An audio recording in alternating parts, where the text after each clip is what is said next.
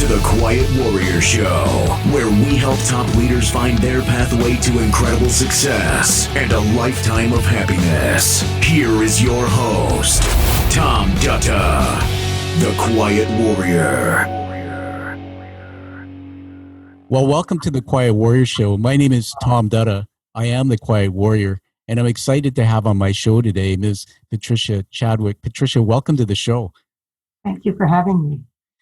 It's so awesome, everybody. I'm so excited for this interview. And, Patricia, this is all about you. We want to put the spotlight on you. So tell us one thing about yourself that you think nobody knows about, other than if they've read your book, which we're going to talk about in a moment. Well, if I haven't read the book, the thing that they might not know about is that I grew up in what I might call a very bizarre environment. I was born into a commune of sorts, a Catholic commune that ultimately morphed into being a cult. And I guess I can leave it at that. And that might be an intrigue that will make people buy the book. Well, what you just did is you just opened up for me to introduce you and read your biography. And everybody, I want to do that. And I'm going to hold up the book. There it is. This is what we'll be talking about today. It's a book called Little Sister, a memoir by Patricia Chadwick. And there she is, the little sister. And then on the back, look at the headline. They promised her heaven, but there was no savior. That's incredible. And so I want to read something out of the front of this book here, everybody. It says, imagine an 18-year-old American girl who has never read a newspaper, watched television, or made a phone call, an 18-year-old girl who has never danced, and this is the 1960s. Imagine that. And then I have another piece of paper I'm just reaching for on my studio here, and it says, until the age of 18, I hadn't read a newspaper or perused magazine. I'd never eaten in a restaurant or shopped in a grocery store. I'd never bought clothes or cosmetics or a single item that could be called my own. I'd never heard of Elvis Presley or Frank Sinatra, Marlon Brando or Elizabeth Taylor. I had never watched television or made a phone call. I did not know how to dance. Everybody, how could this happen? And when I tell you about Patricia now, I'm going to build her up so you know the depth behind her accomplishments. You might say, how did she do what she did? Listen to this. Patricia graduated summa cum laude from Boston University with a bachelor in economics. She's a chartered financial analyst. She's the founder and president of Ravengate Financial Partners. Ravengate Partners is a consulting firm dedicated to providing business and not-for-profits with education and advice from the financial markets and the global economy. She has a 30-year career in investment business, culminating as a global partner at Invesco. She sits on a number of corporate boards. She appears frequently on CNBC. And everybody, if you check out cnbc.com, you'll find some of her contributions. Her website, Ravengate, we'll put in the show notes and more there. And she mentors middle school girls at Our Lady Queen of Angels in Harlem. In 2016, she founded and is CEO of Anchor Health Initiative, a healthcare company that serves the needs of the LGBTQ community in Connecticut, living in Greenwich, Connecticut with her twin children and her husband. Now, everybody, I'm here in Vancouver, British Columbia, Canada. We're connected by the magic of technology. But when I have guests on my show, we read their bios, and the average audience listening says, wow, this is an incredibly accomplished leader. But many of them don't show vulnerability and talk about the backstory. And today, what you heard up front was how life began for Patricia. So Patricia, I know you've told this story so many times, but I want to get you to take us into the beginning of that. You were a child, you were separated from your parents, you were put into this cult-like thing. Just take us into that moment and tell us a bit about that. Oh, as often is the case with cults, they don't start off that way. And the organization that I grew up in started off as a club, as a Catholic club in Harvard Square for Catholic Radcliffe and Harvard students. And it was after the war when my father, who had fought throughout the war, came back and was doing graduate work at Boston College. And my mother, who was just 18 and had just become a Catholic, met at this Catholic club. Yeah. And they got married 6 months later, and 11 months after that, I was born. At the same time, the priest that was the chaplain for the club, was basically joined with a married woman, totally, a married woman with her own husband and children. And they were the two leaders of this club. And the Catholic priest was a guy named Father Leonard Feeney, and he was renowned. He was renowned for his writings, for his humor, for his poetry. He had studied at Oxford. He was really an international person, the way many good Jesuits are. But sometime right after the war, he started to become much more rigid in his interpretation of Catholic dogma. And as with many religions, the Catholic Church has espoused that you need to be Catholic to go to heaven. And at the time, it was right after the war, and the whole aura of ecumenism was burgeoning. And so the local Archbishop of Boston, Archbishop Cushing, pushed back on Father and said, please don't support that. And Father Feeney said, absolutely not. This is the dogma of the church. And interestingly, my parents totally sided with Father Feeney. They believed that. My mother, perhaps being a convert, why would you be a convert if you weren't convinced? And my father, who had grown up Catholic, and I often wonder whether perhaps his 4 years as a naval officer during World War II might not have influenced him in some ways. We have his diaries from the war, and there are days in which he wrote, what I've seen today, I cannot even write. And perhaps there was his own PTSD of a sort when he came out of the war, and maybe his solution was to look to God. I can't make the judgment for them, but at that time, they followed Father Feeney, and along with about 50 other people, they created a religious community. And Father Feeney was the leader, and they all took a vow that they would obey Father Feeney. And that vow ultimately, I think, was what really proved fatal in the events that unfolded. And it wasn't long after that everything started to change. The 50 adults included about 12 married couples. Yeah. So the number of children, I was, one of 4 or 5 children, became 39 children over the course of about 5 or 6 years. And then Father Feeney had everybody change their names. And, they had to, my mother, who was Betsy Walsh, and my father, Jim Walsh, became Sister Elizabeth Ann and Brother James Aloysius. And that was what I called them. From then forward, no more Mommy and Daddy. And the little girls were called Little Sisters, and little brothers were the boys, and then Big Sisters and Big Brothers. Thus, the title of my book, Little Sister. Well, listen, to catch your breath there, I'm horrified, I have to say, and I'm going to surprise you at the end. We're going to do a review on your book that I've actually just posted on Amazon. But everybody, this is a teaching moment. Listen to the resilience behind Patricia's voice telling this story. And I have to say, Patricia, when I think about Catholicism, I want to just say publicly, and this is not a religious show, but because we're talking about it through context of your story, that I was born and baptized a Catholic. And my daughter, we put her into Catholic school. She's at a university now, Mount Allison University, and it's a Catholic-based school. And so my faith guided me. But if you know my story, a little bit about my backstory, I had adversity. I grew up in a violent home. My father was somewhat of a drinker and a military man, and I gave up on my faith. And I remember back then asking myself, and didn't really know what God was at that age, but I would read this thing they gave me, the Bible, and I learned later in life that the Bible is actually God's story, and He's teaching us through His story. It's not meant to tell us we have to be and do everything. Right. And yet today, Christianity and all sorts of other religions, I just believe that there's one God, and I believe in what you said and what you taught me in your book. Faith can get you through difficult things. One of the things reading the book that just caught my heart was this experience you had in that place with the way you had to eat, the way you had to act, the way you had to behave. And I learned a long time ago, trying to develop my own self and courage, that there's some basic human needs every children has, and that's the need to be loved, the need to be enough. And here they are. They're changing your name to Anastasia. They're taking you away from your parents. They're telling you to call them a different name. And I know this, that something happened to you in your childhood. It has to be that gave you resilience. because many people who go through that adversity that I've met go to drugs or alcohol. They don't make it to be as successful as you are.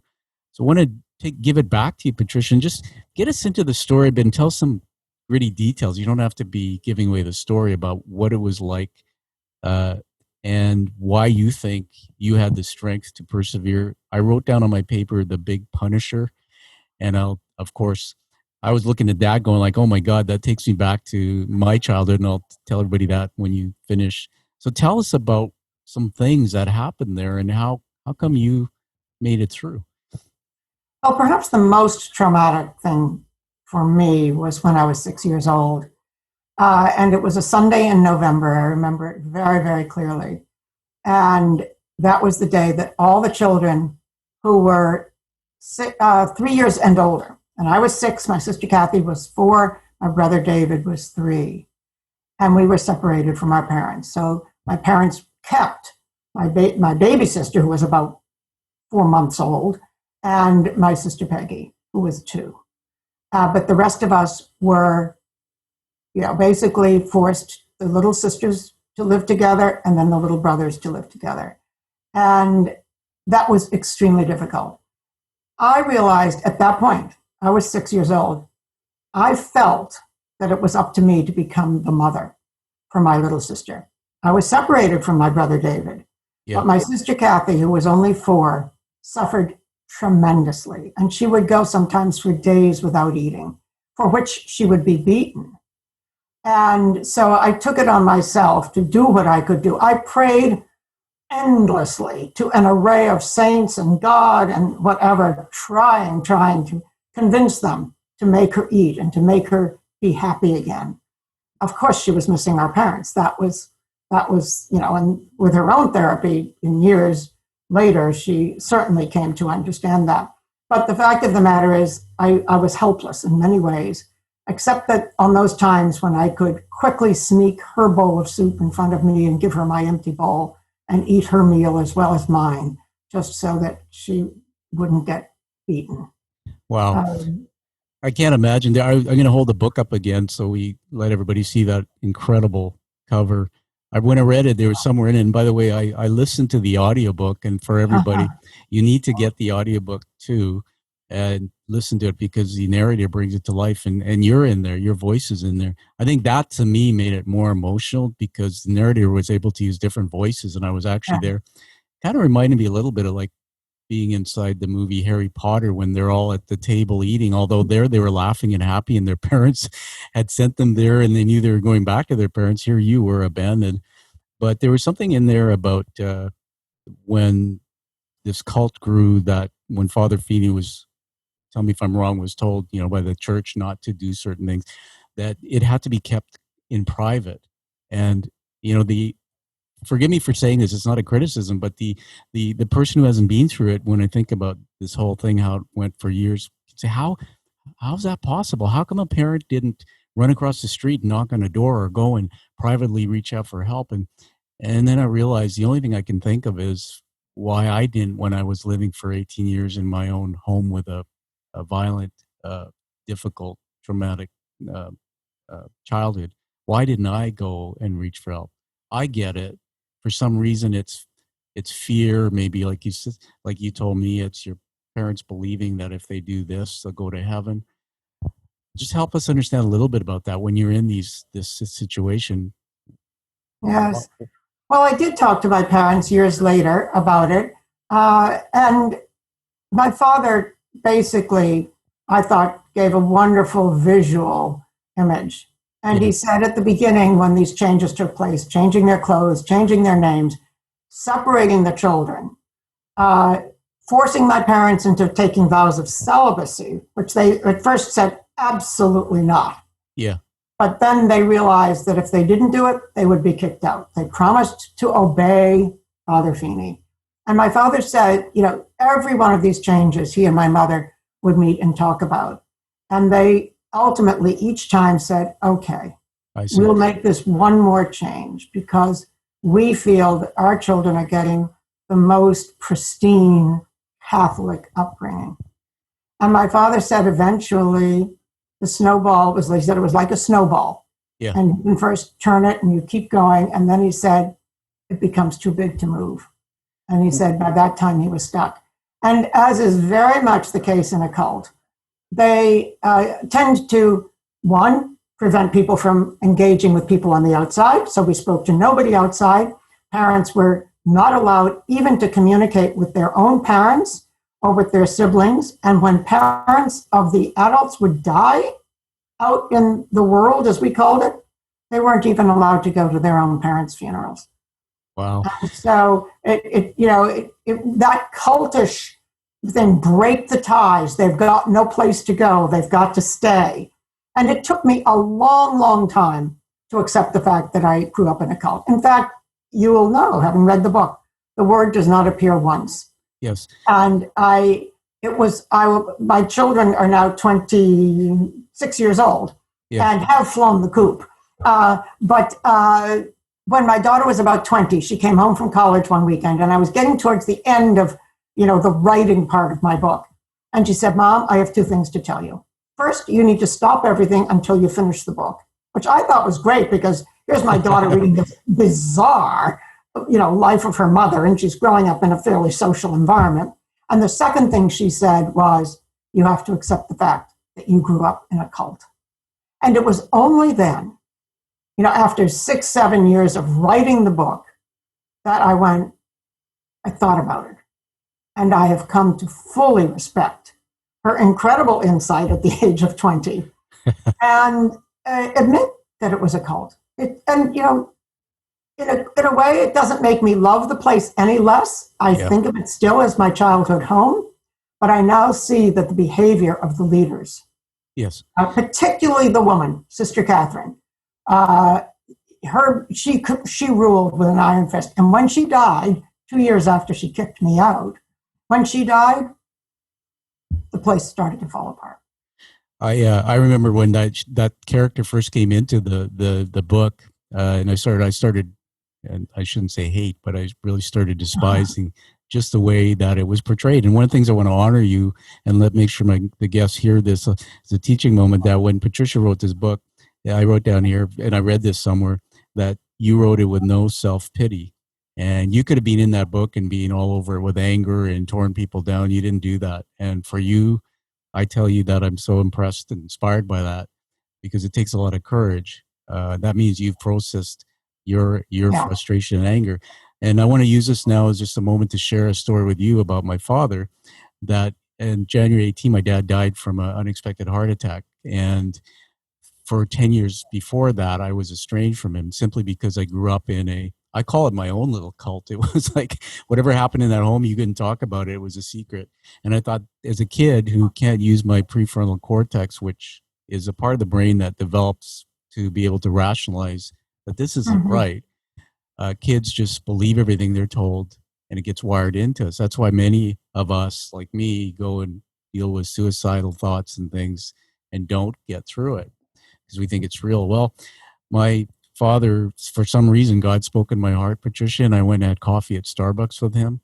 I had kept him from my daughter for so long, and because of my own pain. And Dad told me, I said, Dad, tell me one thing. What was it like for you growing up? And, when you're a kid, your parents don't tell you because they try to protect you. What he told me was he grew up with the same kind of culture pain that he brought into my life.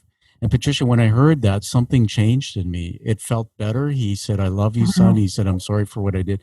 But something passed between us. So here's what I want to say.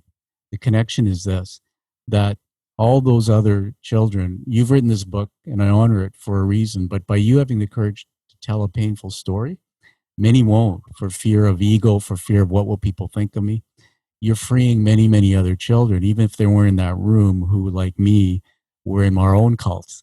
And you give us courage and hope to tell our stories. When my dad told me what he did, I now can go out and I can help other people. The leaders that come on my show who are still in pain and stuck, the one thing I found is a common thread, that when we can discover that we were searching all our life for the love of a parent that we thought we didn't have, that changes everything. And when my dad told me that, I stopped thinking I needed the biggest paycheck or the biggest career or material things because my own self-worth was always there. He loved me. So that's what I want to ask you now. The big question is, there you are. How did you know your parents loved you? How did you get through that, understanding that? Was there anything? There was. And I think that the five of us Walsh children were particularly lucky because when we left Cambridge and moved to Still River, we were then forbidden even to speak to our parents. So it was a world of silence. And my father, who was a very intellectual man, had, studied philosophy, theology, mathematics, was assigned, as is often the way in a cult, to something that had nothing to do with his abilities. So it's almost, we're going to humiliate you or put you in another environment. So his responsibility was to fix the cars. And as you can imagine, with a group of about 100 people, 39 children and 60 odd adults, we needed quite a few cars. So every single day he was working on the cars in between the two houses. The houses were maybe 100 yards from each other or maybe 50 yards from each other. And we would walk to and fro. And so I remember the first time it happened, he was with his head under the hood of a car, changing oil or whatever he might have been doing. And as I went past him, he looked up and I looked at him, knowing that we were not allowed to let a word pass between us. And he just smiled and he went like this, which was his way of saying hello. Wow. And I have three sisters and a brother. My three sisters, all five of us agreed that this happened to us all the time. And for my three sisters, he had a little pet name for each of us. That was the same name. And he always referred to each of us separately as my little princess. And even when he was 90 years old, and I was practically 60, he would still say, "How's my little princess?" Wow. And so that little wiggle, the occasional meeting me on my birthday, and we weren't allowed to celebrate birthdays. Yeah. And I would find him on his, and he would find me, just to say, I didn't forget your birthday, my little princess. And it was just, it made me so blissfully happy. And it was kind of the glue that held us together until we could get one of those community meetings that happened every 4 or 5 months. So there was absolutely no doubt in my mind that both my parents loved me. And as you know, I dedicate the book to my parents. Yes. One of the reasons it took me as long as it did, I think, to write the book was because I was fearful that people would hate my parents. Mm-hmm. But I have discovered that wasn't the case. I also think, to the point that you made, by the time I was 60 and started writing the book, I had processed a lot of this. And even to this day, I mean, maybe not right in my early 60s, but today, if I were to meet Sister Catherine, the woman that was the tyrant that ran the place, I don't have an anger toward her. I would like to say, did something horrific happen to you in your childhood that made you feel that this was the right way to bring up children? Because it was beyond bizarre. But I will tell you that of the 39 children, sadly, 6 of them have already died, but of the 39 children that remain alive, at least 2/3 of them reached out to me after my book came out and said, "Thank you for writing the book." It's, in some cases, one said, "It's freed me." There was one person who wouldn't talk to any of us for 20 years. She said, "It's just too traumatic." She and I have become really, really close friends again. And I don't expect each of them to write their own story, but I've somehow validated their ability to talk about it now by having written it. And I tried very hard to write only my own story. You won't find a story about any other child in particular, but the shared experience must overlap 85 or 90%, at least while we were there. Of course, once I was kicked out, went my own way. Well, we have a few more things, and then I have some surprise for you here. But as I said to you before, my brain is three-dimensional. It goes on these journeys, so forgive me for being that's great. A little wild here. But, everybody, my shows aren't scripted. Literally, we get on. I haven't met Patricia and sat down and talked about the story in great depth. But what you said, when you said about if you said if I in the future had met Sister, it was a Sister Catherine or Catherine, yes, etc. I had this vision of Jesus Christ on the cross, hanging with his hands crucified and still alive, and that moment where he said, "Forgive them, Father, for they do not know what they do." And when you asked her, did something happen in your childhood? I believe that hurt people, and that something happened. Most of the kids on the street are on heroin and meth. If you really dig deep and find their secrets, someone planted in them when the age when everything coming into the head, the brain is believed. Something was planted that they're not enough, they're flawed, it's their fault, and therefore that guides them to be confused and sometimes do things. You're such a hero to all those people, and I want you to know this, Patricia, and you don't have an ego, I know this, but that tribe is your tribe, but beyond you, there's a tribe all over the world of people of parallels to this story. I wrote it in my review of the book, which I'll share that. My story connected to yours, not because I grew up in a cult, but because I grew up in a violent home, which is my cult. And it took me a lifetime to write my book and forgive my father and learn about his story. But when somebody reads your book, I hope that everybody finds one thread in it that they'll go, wow, that's my story. And you've given the world hope. It's a great purpose.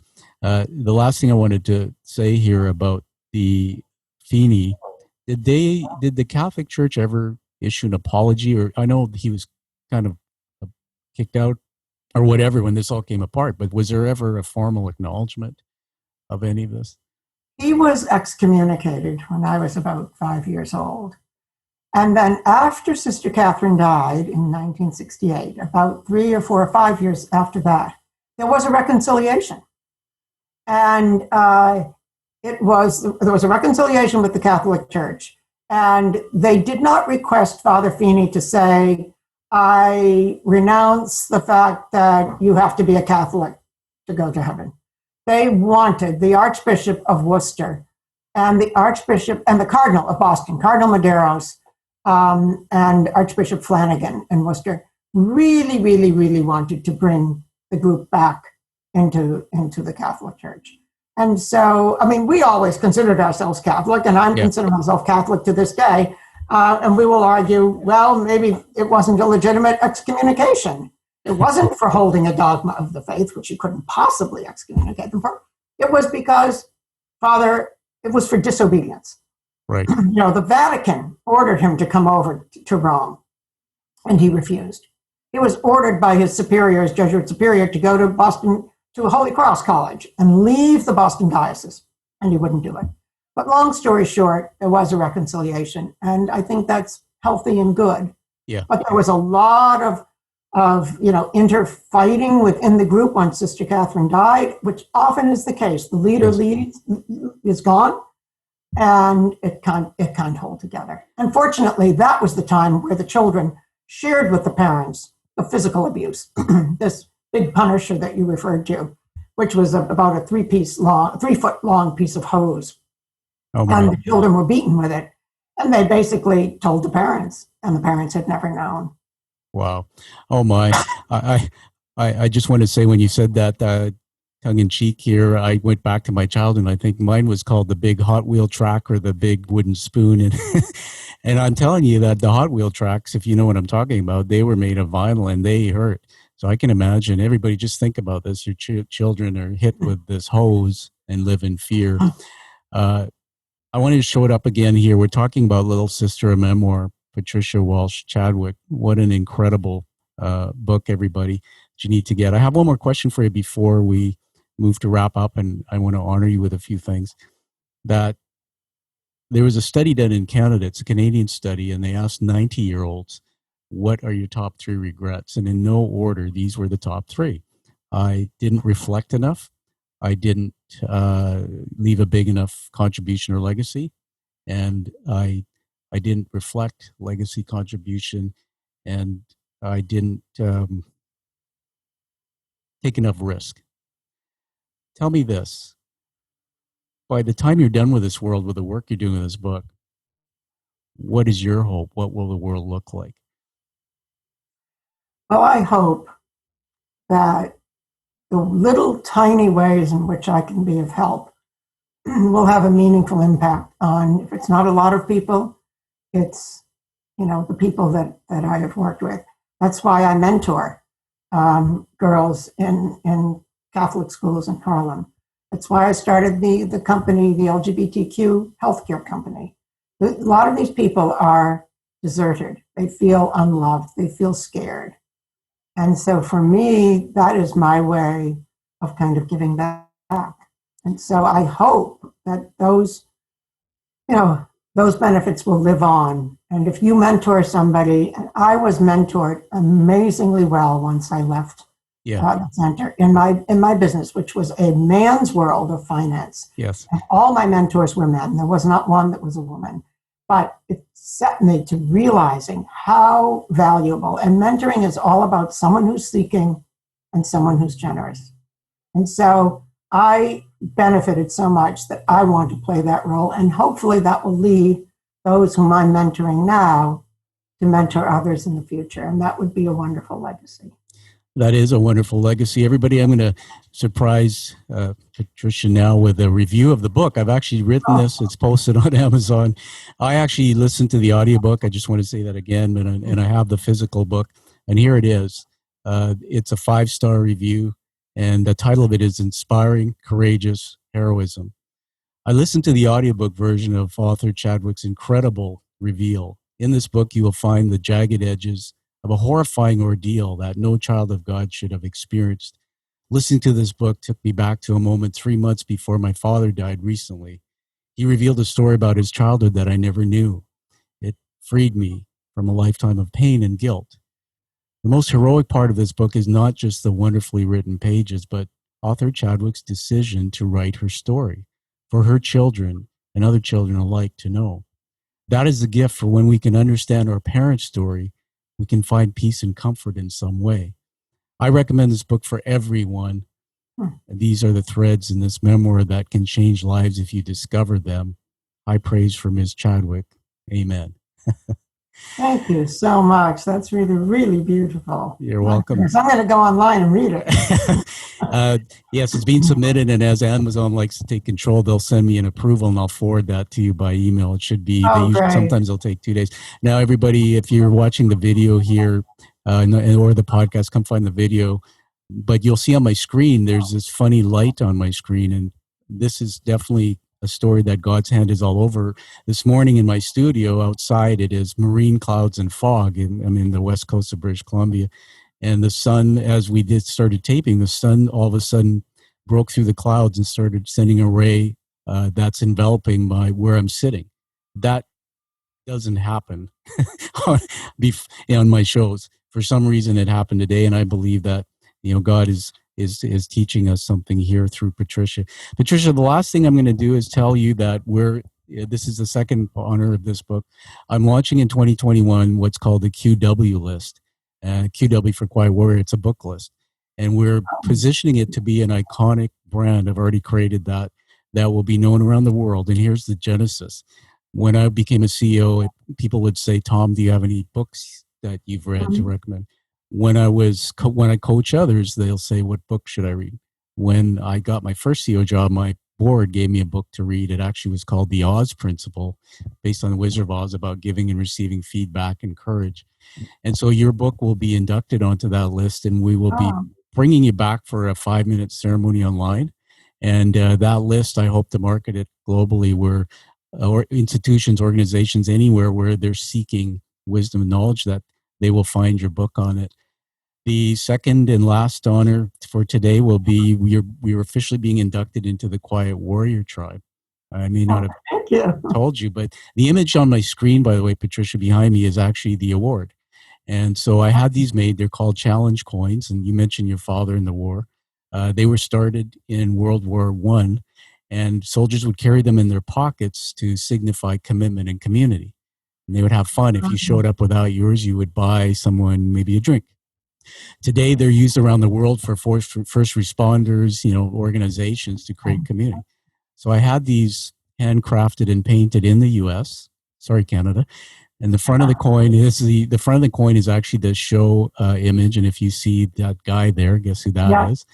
And on the back actually is the hero's journey narrative That's Joseph Campbell's work about the hero's journey, where we take it based on something difficult. We come back a guide or a shame and to teach the world. Comes in a cherry box, and forever you'll be on that list. Now, there's only 40 of these a year that go out, and there's 8 billion people on the planet. And I will, and I know That's a unique club. I'll finish with this, that I will not give this award to a guest that comes on with an ego and doesn't share a story that's authentic and is vulnerable and says, I'm doing something purposeful in the world. And so that's the commitment when you carry this coin. You will never stop using your story to change others' lives. So welcome to the Quiet Warriors. Well, thank you so much. Thank you for everything. It's been a lovely time. You're welcome. So on the last word, I'm going to give it over to you to ask, to have you tell us where to find your book or any of your work or to connect with you. Well, I do have a website, and it's very simple. It's simply patriciachadwick.com. It has a variety of podcasts. I blog a fair bit, so all my blogs are there. It has historical stuff. It has videos. It has radio shows that I've done. And it also has a link to be able to buy the book. The book came out in hardback, but it's now in softcover. And it has now something that's really good for book clubs. It has those questions at the end so that you can engage in kind of thinking through some of the challenging issues.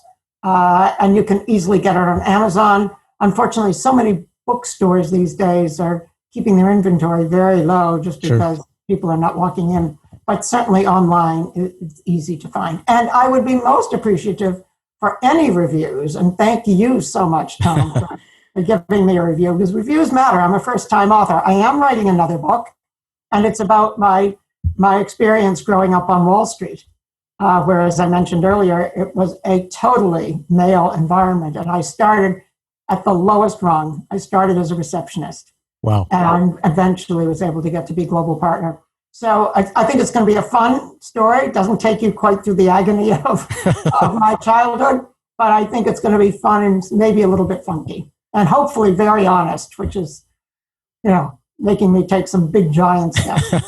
Well, that's all you are from what I see. And I got to tell you that my brain went here again. My wife, Anna, I've been married 25 years. She was a banker, and she started out in the world as an administrative officer in a male-dominated environment. And believe it or not, she told me when I met her that one day the manager called her into his office and said, I'd like you to sign these admin reports, and asked her to sit on his lap.